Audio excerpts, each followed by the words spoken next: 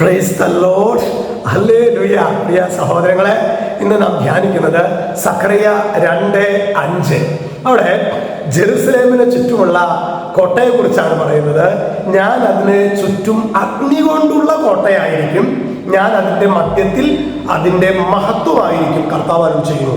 നമുക്കറിയാം, ബൈബിളിൽ ജെറുസലേം എന്ന് പറയുന്നത് ദൈവിക സാന്നിധ്യത്തിൻ്റെ ഒരടയാളമായിട്ടാണ് ജെറുസലേം. അതുകൊണ്ടല്ലേ ജെറുസലേമിൽ നിന്ന് എമ്മാവൂസിലേക്ക് പോവുകയായിരുന്നു, അതായത് കൃപയുടെ ജീവിതത്തിൽ നിന്ന് ലോകത്തിലേക്ക് പോവുകയായിരുന്നു എന്നല്ല അർത്ഥമാക്കുന്നത്. അപ്പൊ ജെറുസലേം എന്ന് എവിടെ പറയുമ്പോഴും അതിൽ ദൈവിക സാന്നിധ്യം. അപ്പൊ നോക്കിയേ, ഈ ജെറുസലേമിന് ചുറ്റും അതിന് ചുറ്റും അഗ്നി കൊണ്ടുള്ള കോട്ടയായിരിക്കും, ഞാൻ അതിൻ്റെ മധ്യത്തിൽ അതിൻ്റെ മഹത്വമായിരിക്കും എന്ന് പറയുമ്പോൾ ഈ ദൈവിക സാന്നിധ്യം പേറുന്ന ഓരോ വ്യക്തിയുടെ ജീവിതത്തിലും സ്വർഗത്തിൻ്റെ ഒരു കോട്ടമതിൽ ആ വ്യക്തിക്ക് ചുറ്റും ഉണ്ടായിരിക്കും. അതുകൊണ്ടാണ് നമ്മുടെ പൂർവികർ പറയും, നോക്കിയേ, അത് നീതിമാനായ ഒരു മനുഷ്യനാണ്, അവൻ പ്രാർത്ഥിക്കുന്ന ഒരു മനുഷ്യനാണ്, അവൾ പ്രാർത്ഥിക്കുന്ന ഒരു മനുഷ്യനാണ്, സൂക്ഷിച്ചു കണ്ടൊക്കെ പോയാൽ മതി കേട്ടോ എന്ന് പറയുന്നതിൻ്റെ കാരണം ഈ വചനമാണ്. പ്രിയ സഹോദരങ്ങളെ, തമ്പുരാന്റെ ഇഷ്ടം, തമ്പുരാൻ ഒന്നാം സ്ഥാനം കൊടുക്കുന്നവൻ്റെ അവൻ്റെ ജീവിതത്തിലെ ഒരു സംരക്ഷണ വേലി, സ്വർഗത്തിൻ്റെ ഒരു കോട്ടമതിലെ അവനെ ചുറ്റും ഉണ്ടായിരിക്കും.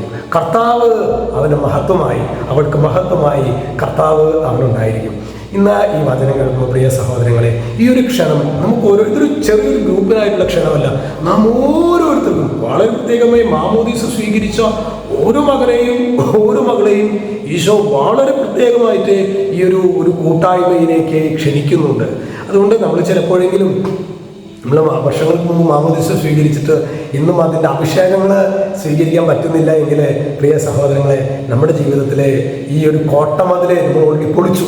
മാമോദീസയോട് നൽകപ്പെട്ട കോട്ടമതിൽ നമ്മൾ പൊളിച്ച് ഇത് മതിലും ഇതൊന്നും ഇല്ലാത്ത രീതിയിലാണ്, കോട്ടയൊന്നും ഇല്ലാത്ത രീതിയിലാണ്, വേലി പൊളിച്ച അവസ്ഥയാണ്. നമ്മുടെ ആ വേലി കെട്ടാനായിട്ട് നമ്മൾ ആഗ്രഹിക്കുകയാണ്. ഈശോയെ രക്ഷിതാവാനായിട്ട് സ്വീകരിക്കാനുള്ള ശരിയായ ആഗ്രഹം ഉടലെടുക്കുമ്പോൾ തന്നെ പ്രിയ സഹോദരങ്ങൾ, നമുക്ക് ചുറ്റും കോട്ടമതിൽ വരും, സ്വർഗം അതിൻ്റെ മഹത്വമായിട്ട് തീരും.